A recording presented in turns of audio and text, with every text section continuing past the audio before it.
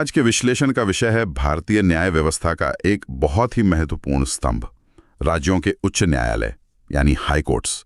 हमारे पास जो स्रोत हैं वे सीधे संविधान के अनुच्छेदों पर आधारित हैं, लेकिन हम सिर्फ ये नहीं देखेंगे कि संविधान क्या कहता है, बल्कि ये भी समझने की कोशिश करेंगे कि उन प्रावधानों का असल जिंदगी में क्या मतलब है। बिल्कुल, और इसे समझने का सबसे अच्छा तरीका है हाई कोर्ट को एक किले की तरह देखना। न्याय का किला दिलचस्प है। हाँ, संविधान ने राज्यों में न्याय का एक मजबूत किला बनाने की सोची। अब हर किले की एक नींव होती है, दीवारें होती हैं और उसके रक्षक होते हैं। हमारे स्रोत हमें सीधे उस किले के ब्लूप्रिंट यानी संविधान के अनुच्छेद 214 से 231 तक ले जाते हैं। तो चलिए इस किले की बनावट और इसके रक्षकों के बारे में गहराई से जानते हैं। जरूर। तो इस न्याय के किले की नींव कहाँ रखी गई है, मतलब इसका संवैधानिक आधार क्या है? इसकी नींव रखी है अनुच्छेद 214 में, जो कहता है कि हर राज्य के लिए एक हाईकोर्ट होगा। हाँ, पर असल में ऐसा है नहीं। नहीं, बिल्कुल नहीं। सही कहा। और यहीं पर संविधान बनाने वालों की दूरदर्शिता दिखती है। उन्होंने अनुच्छेद 214 में नींव तो रख दी, लेकिन उन्हें ये भी एहसास था कि हर राज्य के लिए एक अलग हाईकोर्ट बनाना शायद प्रैक्टिकल ना हो। हाँ, मतलब छोटे राज्यों या केंद्र शासित प्रदेशों के लिए तो मुश्किल होगा, संसाधन बहुत लगते हैं। एग्जैक्टली।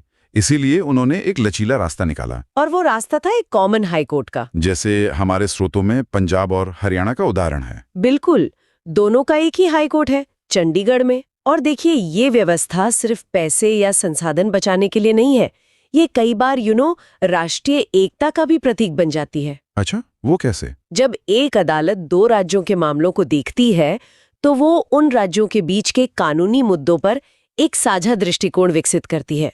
गुवाहाटी हाईकोर्ट का उदाहरण तो और भी बड़ा है। हाँ, वो तो 4 राज्यों को कवर करता है, असम, नागालैंड, मिजोरम और अरुणाचल प्रदेश।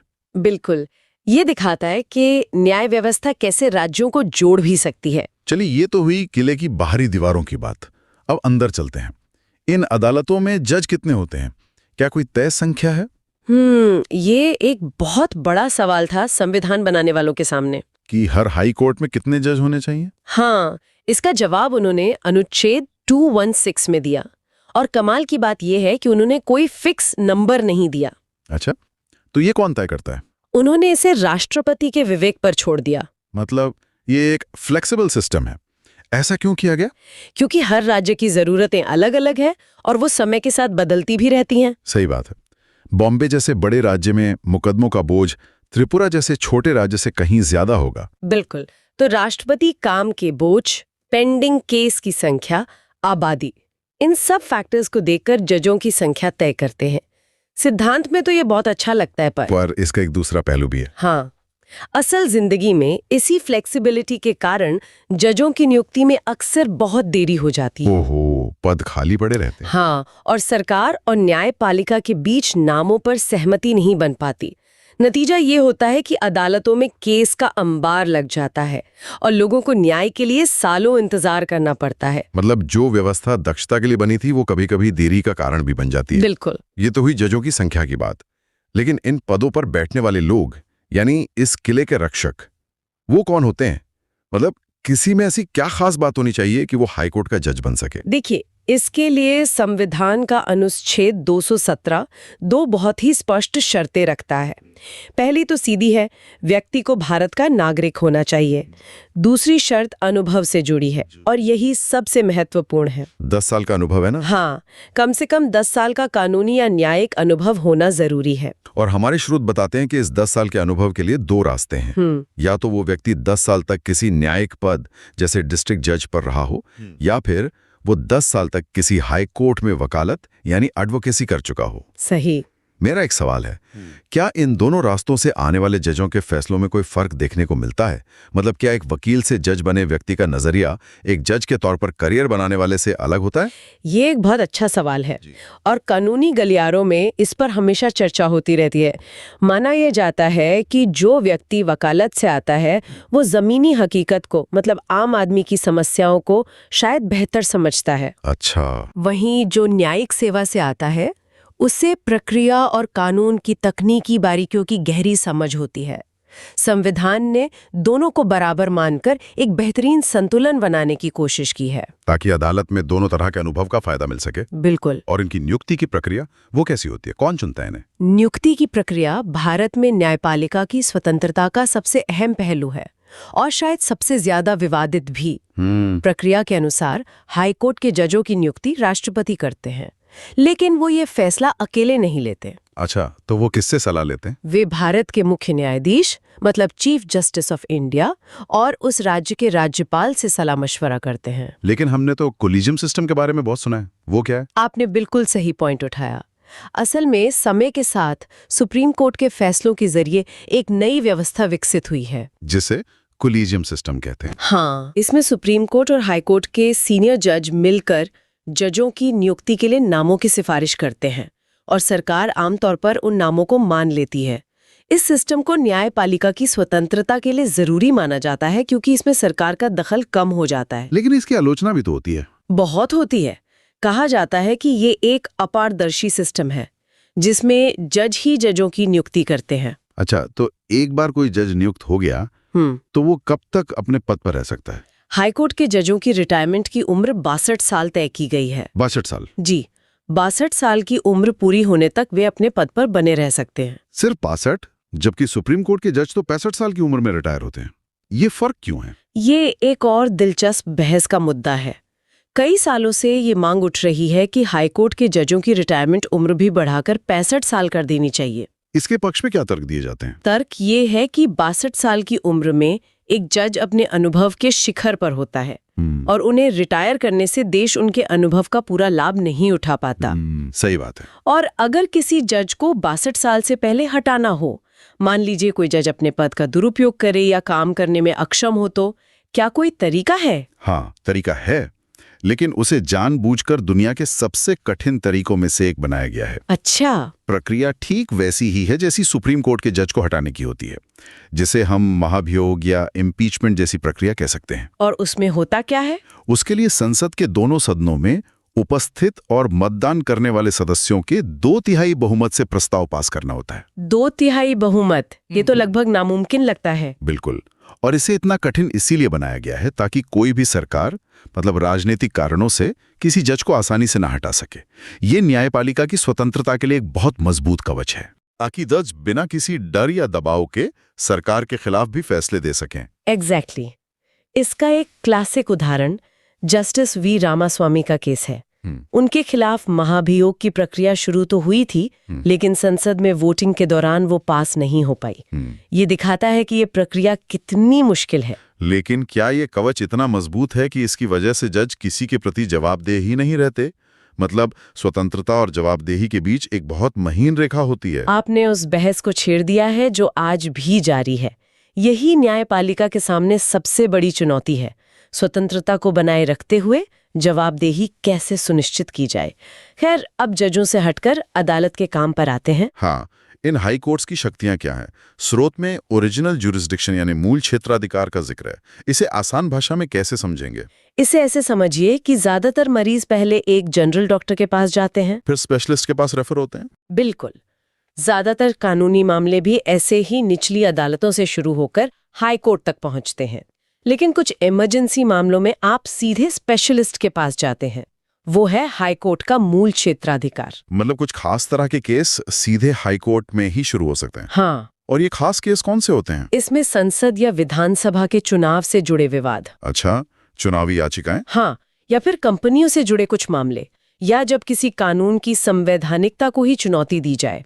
इसके अलावा अदालत की अवमानना मतलब कंटेम्प्ट ऑफ कोर्ट का मामला भी सीधे हाई कोर्ट सुन सकता है। स्रोतों में एक और दिलचस्प बात है कि बॉम्बे, कैलकाटा, मद्रास और दिल्ली हाईकोर्ट के पास दीवानी मामलों यानी सिविल केस में भी मूल क्षेत्राधिकार है। ये तो एक तरह की वीआईपी ट्रीटमेंट जैसी बात हो गई। ऐसा क्यों है? ये कह सकते हैं कि ऐतिहासिक विरासत है। ब्रिटिश काल में इन शहरों को प्रेसिडेंसी टाउन कहा जाता था और यहाँ पहले से ही बहुत शक्तिशाली सुप्रीम कोर्ट हुआ करते थे। अच्छा। तो जब आजादी के बाद भारतीय हाई कोर्ट बने तो इन अदालतों के कुछ पुराने अधिकार, जैसे एक निश्चित रकम से ज्यादा के सिविल केस सीधे सुनने का अधिकार, वो बरकरार रखे गए। पर आज के दौर में ये थोड़ा अजीब नहीं लगता कि कुछ ही हाई कोर्ट्स के पास ये शक्ति है? बिल्कुल। ये बहस का विषय है कि क्या ये व्यवस्था बाकी हाई कोर्ट्स के साथ एक तरह का भेदभाव नहीं है। चलिए अब आते हैं उस शक्ति पर जिसका जिक्र हमारे स्रोत में तो है, पर विस्तार से नहीं। अपीलीय क्षेत्राधिकार। हाँ, और भले ही स्रोत इस पर ज्यादा ना बोलें, लेकिन अपीलीय क्षेत्राधिकार ही हाई कोर्ट के काम का आप मानिए 90% से ज्यादा हिस्सा है। ओह, इतना ज्यादा? हाँ, ये हाई कोर्ट का सबसे जरूरी और सबसे ज्यादा समय लेने वाला काम है। इसका सीधा सा मतलब है निचली अदालतों जैसे डिस्ट्रिक्ट कोर्ट या सेशन कोर्ट के फैसलों के खिलाफ अपील सुनना। और ये सिविल और क्रिमिनल दोनों तरह के मामलों में होता है? बिल्कुल। मान लीजिए जमीन का कोई विवाद है जिसमें डिस्ट्रिक्ट कोर्ट ने एक फैसला सुनाया। जिस पक्ष को लगता है कि फैसला गलत है वह हाई कोर्ट में अपील कर सकता है। और क्रिमिनल केस में? इसी तरह अगर किसी आपराधिक मामले में सेशन कोर्ट ने किसी को उम्र कैद की सजा सुनाई है तो वो व्यक्ति भी अपनी सजा के खिलाफ हाई कोर्ट में अपील कर सकता है। हाई कोर्ट फिर पूरे मामले के सबूतों और कानूनी पहलुओं की दोबारा जांच करता है। तो एक तरह से हाई कोर्ट ये सुनिश्चित करता है कि निचली अदालतों ने कोई गलती तो नहीं की, एक सेफ्टी नेट की तरह। बिल्कुल सही, एक सेफ्टी नेट। लेकिन एक और शक्ति है जिसके बारे में बहुत बात होती है, जो शायद इन सबसे ज्यादा महत्वपूर्ण है, रिट क्षेत्राधिकार। विट आपने बिल्कुल सही नस पकड़ी है। ये हाईकोर्ट को मिली सबसे बड़ी शक्ति है। ये नागरिकों के मौलिक अधिकारों का सबसे बड़ा रक्षक है। मौलिक अधिकारों का रक्षक? हाँ, अगर सरकार या कोई सरकारी संस्था किसी नागरिक के मौलिक अधिकारों का हनन करती है तो वो व्यक्ति सीधे हाईकोर्ट जा सकता है। और ये रिट्स होती क्या हैं? रिट एक तरह का विशेष अदालती आदेश होता है। संविधान में 5 तरह की रिट बताई गई हैं, जैसे हेबियस कॉर्पस। इसका मतलब है शरीर को प्रस्तुत करो। मतलब अगर पुलिस किसी को गैर कानूनी तरीके से हिरासत में रखती है तो हाईकोर्ट ये रिट जारी करके पुलिस को उस व्यक्ति को अदालत के सामने पेश करने का आदेश दे सकता है। वाह, ये तो बहुत शक्तिशाली है। बहुत ज्यादा। इसी तरह मैंडेमस रिट है, जिसके जरिए कोर्ट किसी सरकारी अधिकारी को उसकी कानूनी ड्यूटी करने का आदेश दे सकता है अगर वो अपना काम नहीं कर रहा हो। अच्छा। फिर प्रोहिबिशन और सर्टरारी हैं, जो निचली अदालतों को उनके अधिकार क्षेत्र से बाहर जाने से रोकती हैं। और आखिरी वाली? और आखिर में क्वो वारंटो है, जिससे कोर्ट ये पूछ सकता है कि कोई व्यक्ति किस अधिकार से कोई सार्वजनिक पद धारण किए हुए है। संक्षेप में ये रिट्स हाई कोर्ट को आम नागरिक के अधिकारों की रक्षा करने और सरकार को उसकी सीमा में रखने का असाधारण अधिकार देती हैं। तो आज की चर्चा को अगर समेटें तो हमने हाई कोर्ट की पूरी बनावट को समझा, उनके संवैधानिक आधार से लेकर जजों की नियुक्ति की जटिल प्रक्रिया, उनकी 62 साल की रिटायरमेंट उम्र और उन्हें हटाने की लगभग नामुमकिन प्रक्रिया तक। और फिर हमने उनकी शक्तियों को देखा, चाहे वो सीधे केस सुनने का मूल क्षेत्राधिकार हो, निचली अदालतों के फैसलों की समीक्षा करने का अपीलीय क्षेत्राधिकार हो, या फिर नागरिकों के अधिकारों की रक्षा करने वाला शक्तिशाली रिट क्षेत्राधिकार। बिल्कुल। और अगर हम इन सभी जानकारियों को जोड़कर देखें तो वो न्याय का किला वाली बात एकदम सटीक बैठती है। संविधान ने हाईकोर्ट को बहुत स्वतंत्रता और शक्ति दी है।